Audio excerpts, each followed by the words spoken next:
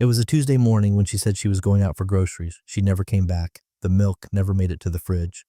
The boys were halfway through their cereal when they noticed.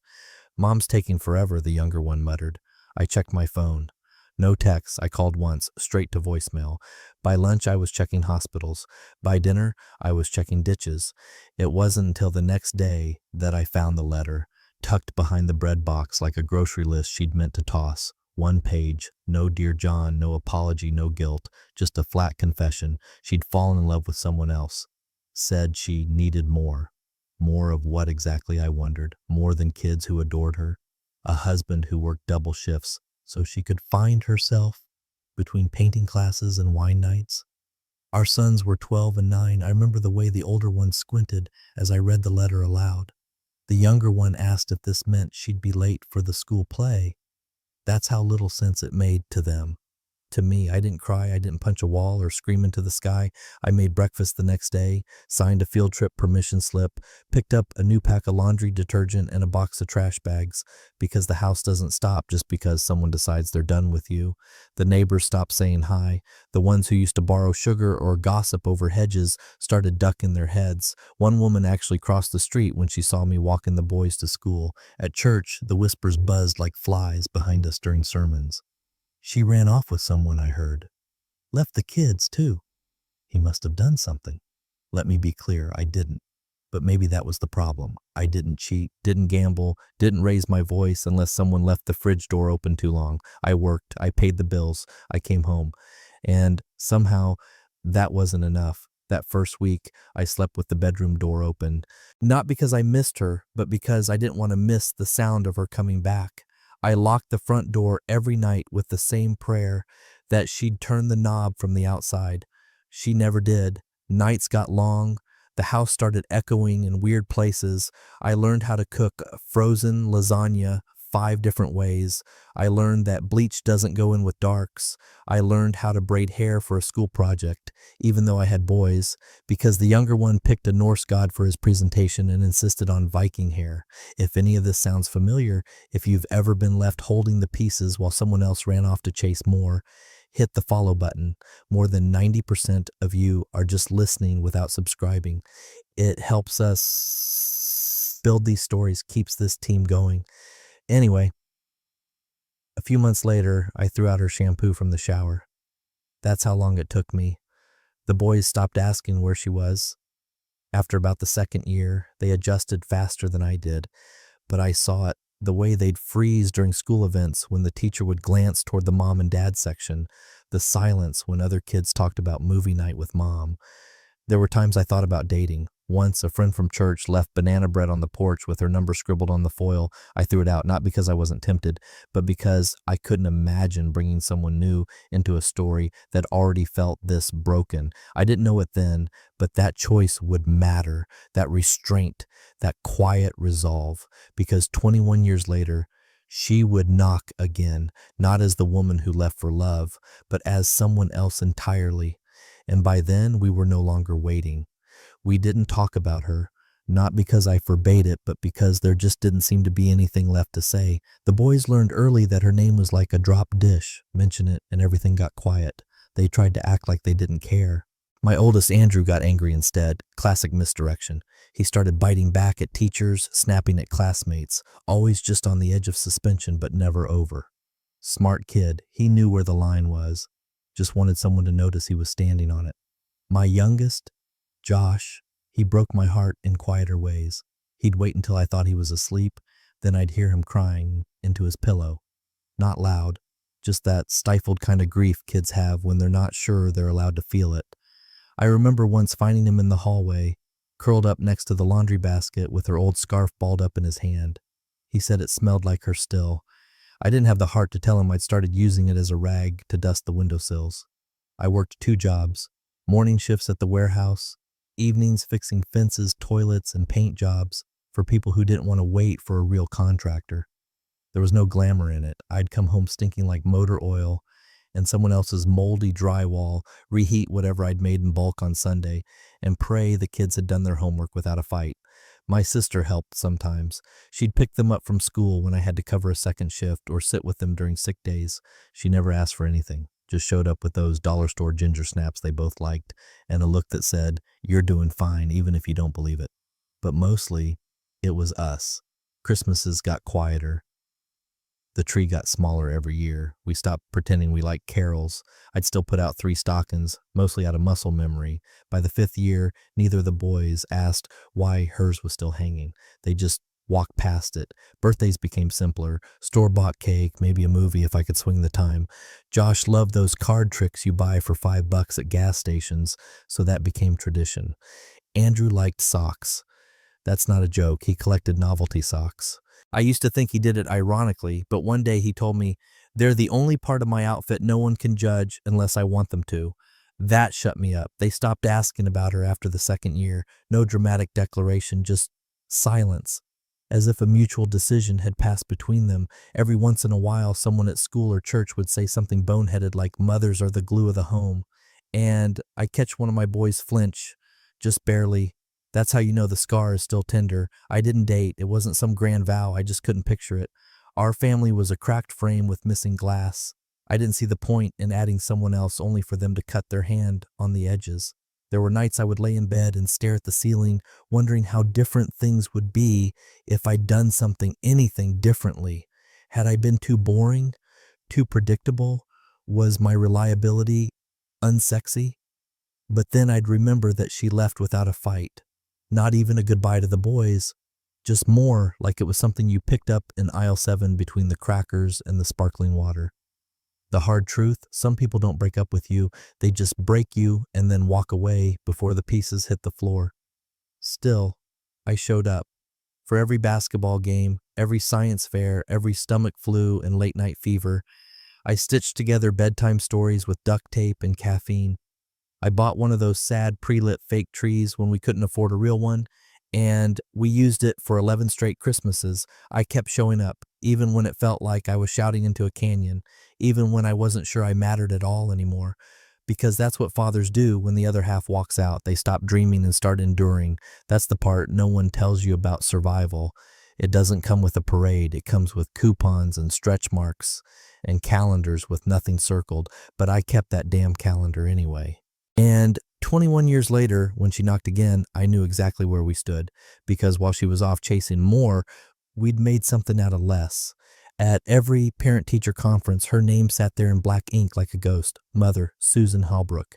It never changed, year after year, even after she got remarried, even after the kids stopped asking. It was always there, silently mocking the empty chair beside me. Teachers would glance at it, then glance at me, as if they'd just noticed the room had one parent too few. No one ever met her. Not once. Not for field day, not for choir recitals, not when Andrew made the honor roll or Josh won the regional science competition with that makeshift solar desalination rig built out of Tupperware and a magnifying sheet. She missed it all, voluntarily. There weren't any birthday cards, no sorry I missed it messages, no phone calls during the holidays, not even a stupid forwarded meme or a Facebook thumbs up. She became a rumor in her own son's lives, less a person, more a placeholder. I found out she'd remarried through someone else's Instagram. A coworker at the warehouse was showing off his new car, and I noticed her in the background of one of his photos, laughing at some beachside resort, wearing a white sundress and hanging on the arm of a man who looked like a golf club had come to life. Gray hair, tan lines where his sunglasses sat, a Rolex that probably cost more than our entire kitchen remodel would have. The kind of man who gets teeth whitening appointments the same day he fires people. They had a daughter. Blonde, probably 4 or 5 in the photo. I didn't know her name, still don't. But I knew that smile on my ex's face, bright, polished, performative. She had always known how to look happy. Whether she was or not was beside the point. I sat with that for a long time. Not just the wedding or the daughter or the new life. Those things happen. It was the erasure, the clean slate. As if we had been a trial run, as if my boys were the collateral damage of some youthful phase she'd chosen to shed like an old coat. I didn't show them the picture, didn't say a word, but I'm not an idiot. Kids today know how to search better than the FBI. They saw it. They just didn't bring it up. Instead, they started working harder, speaking less. Andrew threw himself into track, woke up at 5 every morning to run before school, even in January, even in the rain. He started shaving his head at 17, said it saved time, but I think it was because he didn't want to look like anyone else. Like her, Josh became surgical with his time. He made color-coded schedules for studying, chores, workouts, started cooking his own meals by 15 and refused to eat anything I didn't make from scratch. I once caught him burning an old family photo in the fire pit out back. He said it was for closure. It was one of the only ones where she had both arms around them. I didn't stop him. There was a hollowing out happening in them, something I couldn't fix, something she had started and abandoned without even bothering to leave a manual. I tried filling it with routine, Saturday pancakes, movie nights, dad jokes that got progressively worse. But I knew it wasn't enough. How could it be? Sometimes I'd hear Josh in his room playing his guitar, songs that were too old for him, full of heartbreak and ache. Other times I'd catch Andrew sitting in the garage, just staring at the car engine as if it held the answers to questions he couldn't form yet. They weren't broken. They were just hardening. That's the part no one tells you about abandonment. It doesn't shatter you all at once. It seeps in, drip by drip, year by year, until you've built walls so thick no one's even sure where the door used to be. And me, I kept going. I paid bills, filed taxes, made dentist appointments. I kept her name on the school forms because it was easier than explaining. Because every time I saw it, I remembered what silence looked like in legal ink, what it felt like to be left holding history while someone else rewrote theirs. And that's what she did, rewrote it, became Susan Jameson, suburban wife, doting mother, Instagram smiles and PD meetings. A woman who never once turned around to see what she left in the rearview mirror. But we saw her, and we remembered, even if she forgot us completely. 21 years and 4 months. That's how long it had been. I know because I counted, not out of sentiment, but out of habit. You track things differently when you've been abandoned. You become a reluctant archivist of your own grief. It was a Tuesday again, almost poetic. Early evening, the kind of light where the sun is low enough to make you squint but not quite ready to go down. I had just pulled dinner from the oven, meatloaf, Josh's favorite, and was pouring a glass of cheap red when I heard it. 3 knocks, no doorbell, no text, just that quiet, careful rhythm of someone who doesn't know if they should even be knocking at all.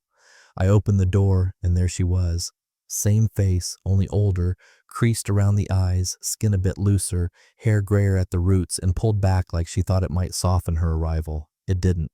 Her makeup was uneven, like she'd put it on in a gas station mirror. She was holding a single duffel bag, the canvas kind you use when you've left in a hurry. There was no car behind her, no ride waiting at the curb. Just her on foot like some wandering ghost. She looked up at me, and for a second we just stared at each other. 2 people who once shared a mortgage, a bed, and 2 human beings, now strangers divided by the weight of everything unsaid. I didn't know where else to go, she said. Her voice cracked in that way people rehearse to sound vulnerable. But I didn't move, didn't even blink. Behind me, I heard Andrew's footsteps on the hardwood. He came around the corner, holding a drink, saw her, and froze like someone spotting a rattlesnake. His face twisted, not in pain, but in disgust. He turned without a word and walked back upstairs. I heard his door close. A second later, no slam, just finality. Josh came down the stairs next, barefoot, his phone still in hand. He stopped halfway, his thumb hovering over the screen, staring at her like a museum exhibit. A long pause stretched between them, the kind that makes you question whether time heals anything at all. She tried a smile, a sad one, the kind people think will make them look small and pitiable. He didn't smile back. I'm not well, she said, eyes darting between us like she was searching for some flicker of sympathy. I looked her in the face, same way you'd stare down someone trying to break into your house after 20 years away. I didn't ask, I said. Her shoulders dropped, not from sadness, from calculation, like she realized this wasn't going to go how she planned. The duffel bag hit the porch with a soft thud. She took a step forward. I just need a place to stay for a few nights, she offered, like this was some harmless favor, like we were old neighbors and not the lives she detonated without warning. I didn't budge. What about your husband? I asked. She flinched. That was the first honest emotion I saw on her face. Real fear. Not because she thought I'd hurt her, but because I just reminded her she didn't have one anymore. Gone, she said. Long gone. No follow-up, no explanation, just that.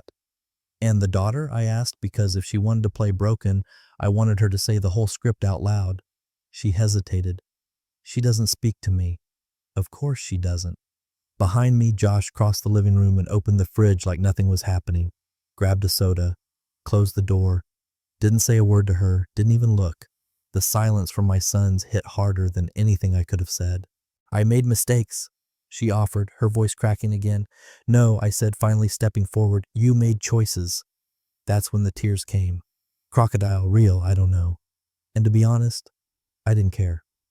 She cried the kind of cry that's meant to trigger memories, to reach for the emotional credit she'd long since overdrawn. I didn't come here for pity, she added, wiping her cheek. Good, I said, because there's none here. And then I closed the door. I didn't slam it. I wasn't angry, not in the loud way. The thing about people like her, they think time is an eraser, that absence is neutral, that 21 years of silence can be reset with one knock in a suitcase. But what she didn't know, what she never once considered, is that while she was off writing a new story, we were still living in the wreckage of her last chapter, and we'd learned to live without the ending.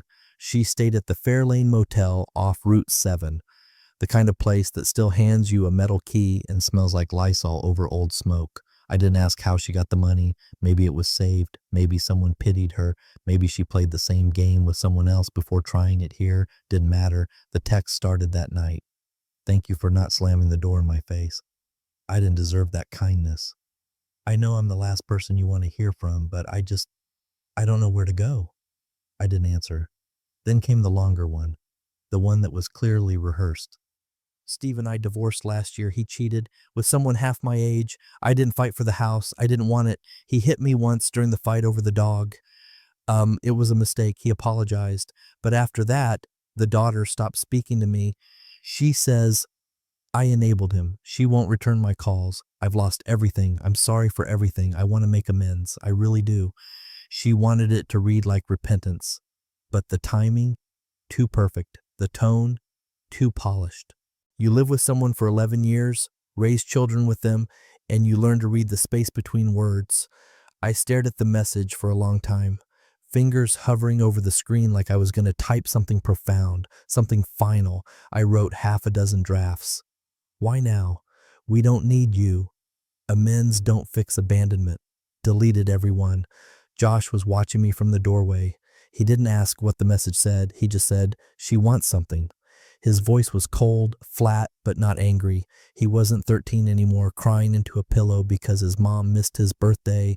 He was 30 with a degree, a mortgage, a job in logistics, and he knew the sound of leverage when he heard it. I nodded. Yeah, I said. She does. 2 days later, she sent another message. I've contacted a lawyer. I have some legal stuff I need to sort out. I might need a letter from someone who knew me before, just to show I had issues, that I wasn't thinking straight when I signed things. There it was, the shift, the pivot from apology to strategy, the transition from tears to tactics, and suddenly the dots started connecting like a constellation I didn't want to see. The suitcase, the lack of a car, the exact date she showed up, the staged vulnerability, all timed to an external clock, not remorse, not longing, a deadline. Josh read the message over my shoulder this time. He didn't say anything, just walked into the kitchen and started shredding junk mail like it owed him money. That night, I sat alone on the porch, remembering the sound of her laugh back when it was still real, how she used to trace circles on my hand when we watched movies, the little things that don't make it into divorce decrees. I almost let myself feel something. Guilt, nostalgia, regret. I don't even know what word fits the emotion that hits you when the person who crushed your world suddenly wants your help gluing theirs back together. But then I remembered the grocery list. That stupid lie. I'm just going out for milk. And how she left behind kids who couldn't even tie their own ties yet. So no, I didn't text back. I didn't tell her we'd pray on it. I didn't soften. Because guilt isn't the same thing as forgiveness. And remorse doesn't come with strings. What she wanted wasn't amends. It was access. And I'd spent too many years building a door she no longer had a key to. The envelope was cream-colored, heavy stock, embossed return address from a firm I'd never heard of, some boutique outfit in D.C. that sounded like a family name with extra syllables to justify the billable hours. At first, I thought it was junk. I was halfway to dropping it in the bin when I noticed my full name, middle initial and all. Formal, intentional. Inside was a cover letter, clipped to several pages of legalese. Words like pending litigation, the civil suit, and material misrepresentation. Then one sentence that made my stomach flip. She has listed Mr. Daniel Halbrook as a character reference. I sat there at the kitchen table, the same table I'd eaten thousands of meals at with my sons, and stared at the ink like it had personally insulted me. Character reference. Without a call, without a heads up, without even the common decency of pretending to ask. The next page detailed the accusations. Her ex-husband, Steve, the golf club with teeth, was suing her for fraud and financial misconduct. Apparently, she'd co-signed loans, opened lines of credit, authorized transactions she later claimed were forged or misunderstood. He was alleging willful participation. She was claiming incompetence and emotional duress. Her angle was clear. She wasn't malicious. She was vulnerable. And to prove her vulnerability, she'd assembled a list of names, people from her past life, people who could supposedly vouch for her lack of capacity at the time, including me. I called the number listed in the header. A junior associate answered. I gave my name, explained the situation. The kid on the phone sounded surprised, but not apologetic. Yes, he said, she submitted you as a historical character witness to establish behavioral patterns. She claimed you were familiar with her mental state at the time she made those decisions. I nearly laughed. Mental state? The only state I was familiar with was the one where she vanished and left two kids staring at an empty driveway. I asked if they needed a formal denial from me. He said they'd already submitted the documentation. My silence would be taken as tacit agreement, so I made sure there wouldn't be any silence. I sent a statement that afternoon. I had no contact with the defendant in over 2 decades. I had no knowledge of her life choices or mental state during her second marriage, and I had certainly not agreed to serve as any kind of reference. The associate thanked me in that hollow, legal tone, and I hung up. Then I sat with the heat in my chest. That specific kind of anger that isn't hot but cold and methodical, the kind that builds behind your eyes and tightens your jaw, because this wasn't desperation. This wasn't a woman seeking closure or redemption. This was a survival strategy. And we weren't people to her. We were pieces on a board, tools, optics, names to pad a case. I remembered that moment on the porch, her eyes darting, the hesitation when I asked about her daughter, the bag with no return address. She'd known this was coming. She'd run out the clock on the lawsuit and come crawling back, not for shelter, but for narrative. And we were the story she needed to tell. Poor abandoned woman, trapped in a second marriage, estranged from her only support system, returning, tail between her legs, to the family she'd wronged, hoping for grace, except it wasn't grace she needed. It was plausible deniability. I told the boys that night. Josh didn't flinch. She's using us, he said flatly. Andrew nodded. Same playbook, different stage. They didn't ask what we were going to do, because they already knew we weren't part of her defense, and we damn sure weren't part of her lie. She showed up again on a Sunday. The porch was wet from rain, not stormy, just that cold, soaking drizzle that makes everything look darker than it is. She didn't knock this time, just stood there with her arms wrapped around herself like a child waiting to be let in from recess. When I opened the door, she started crying immediately. No build-up, no soft let-in, just tears rolling down without restraint, like she'd rehearsed them in the car that she somehow now had again. I just need a minute, she choked. I didn't answer, didn't move aside. She stepped forward anyway. That old dance. Test the boundary and pray for hesitation. I need your help, she said. It's all falling apart. The lawyers, the court. I don't know what else to do. Still, I said nothing. She kept going. They're saying I signed things I shouldn't have, that I lied, but I didn't even know what I was signing. Steve just had me put my name on papers. I didn't ask questions. I trusted him. The irony of that last sentence hung in the air between us. And now they want to take everything. I've already lost the house. I can't access my accounts. My daughter, she won't even answer my messages. I don't have anyone left. Just you. That was the line. The one that made something twist behind my ribs. Not because it was true, but because of how calculated it was. The implication that I was the safety net, the backup plan. I'm sorry, she whispered. I'm sorry for how I left. I was stupid, selfish. I thought I was chasing happiness and I got Something else. I know I can't fix what I did, but if you could just write a letter, just a short one, for the court, say I wasn't well, that I wasn't thinking clearly when I signed the documents. That's when I stopped her. Name our youngest son's favorite food, I said. She blinked. Her mouth opened, closed. Then, he used to like, spaghetti? She said it like a question, like someone playing a trivia game about a stranger. I stared at her. Used to, I repeated, letting it hang in the air. Josh hadn't eaten spaghetti since he was 10. It made him gag after a bout of food poisoning. Since then, he swore by rice bowls, tofu, steamed greens. The kid basically lived like a Buddhist monk with a gym membership. She didn't know. Didn't know because she'd never cared enough to ask. She had no idea who he was now. No idea who he became after the door closed behind her that Tuesday morning 2 decades ago. I watched her face fold, not from shame, but from the realization that the script wasn't working. You want me to lie? I said calmly. No. Yes. I cut her off. You want me to say you were unstable. You want me to manufacture a condition, a justification, because that's what you've always needed, just enough of a loophole to wriggle through without admitting fault. Tears welled up again. The second wave. Backup artillery. I didn't ask what you just anything, I said. Behind me, I could feel the house. Our house. Quiet and solid. The photos on the mantel, the scratched floors from years of living, not just existing. She didn't belong in it anymore. You walked out without looking back, I said, and now you want to use our past like a story prop in your courtroom drama. She sniffed, wiped her cheek. It's not like that. It's exactly like that, I said. She looked tired now, not vulnerable, just used up, like even she was getting bored of her own performance. You don't know what it's been like for me, she said softly. No, I replied, and you don't know what it's been like for us, because you never asked. I didn't raise my voice, didn't slam the door, didn't curse. I just stood there letting her feel the weight of all the years she chose not to carry. She turned to leave, picked up the bag she dropped halfway through her speech. When she reached the bottom of the porch steps, she turned back and said, You've changed. I gave her the small smile. So have you. You used to be better at lying. She left. And this time, I didn't watch her go.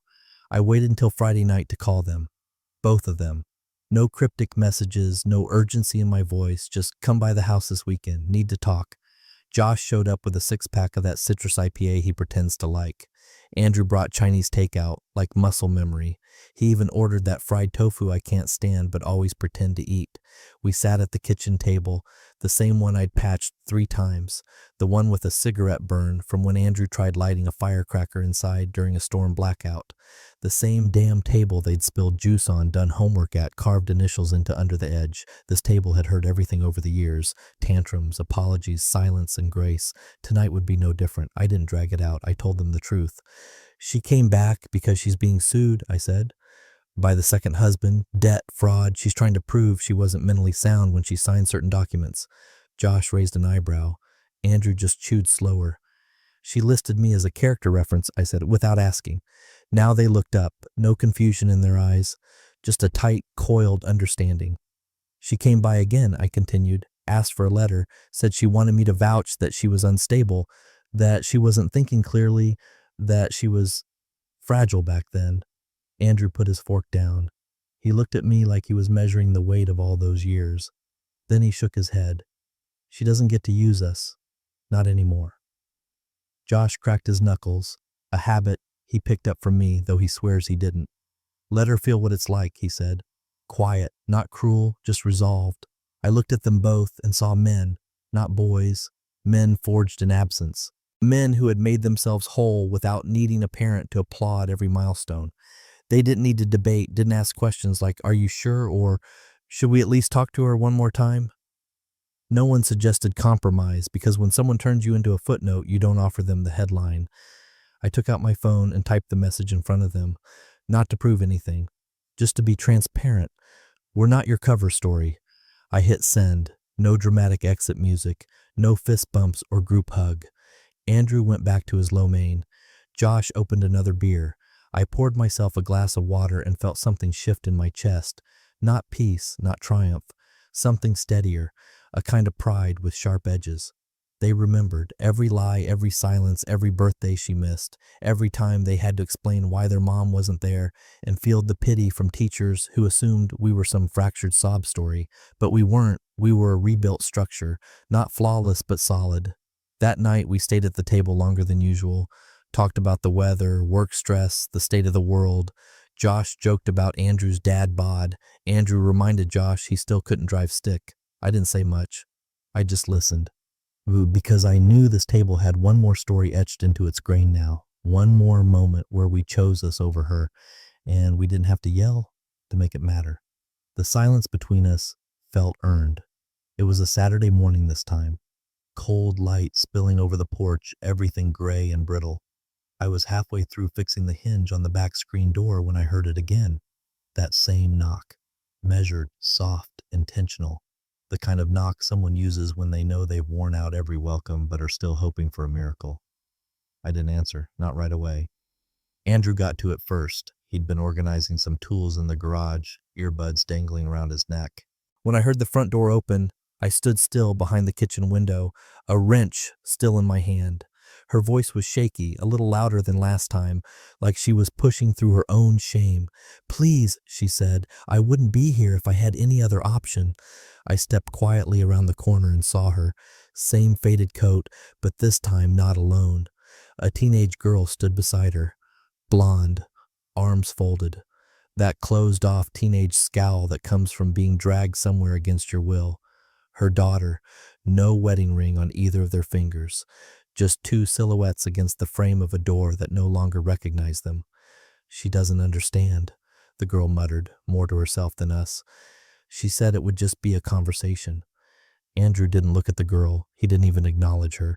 He was staring at our mother. She was thinner than before, not dramatically, just that slight collapse around the collarbones. Her hands trembled, not from cold, something deeper, something hollow.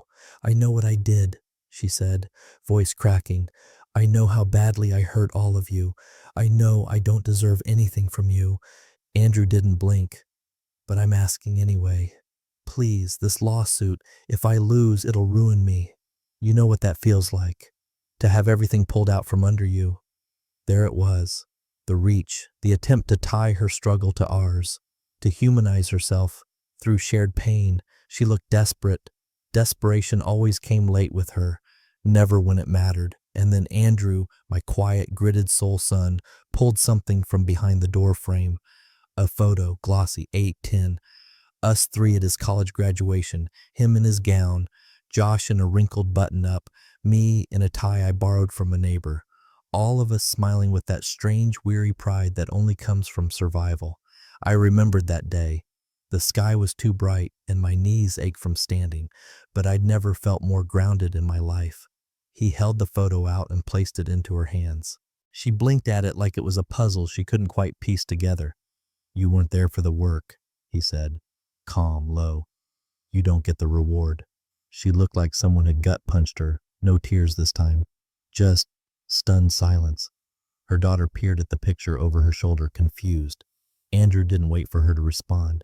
He stepped back gently, like you would if you were done talking to a solicitor or some wandering missionary, then shut the door. Click. No slam, no anger.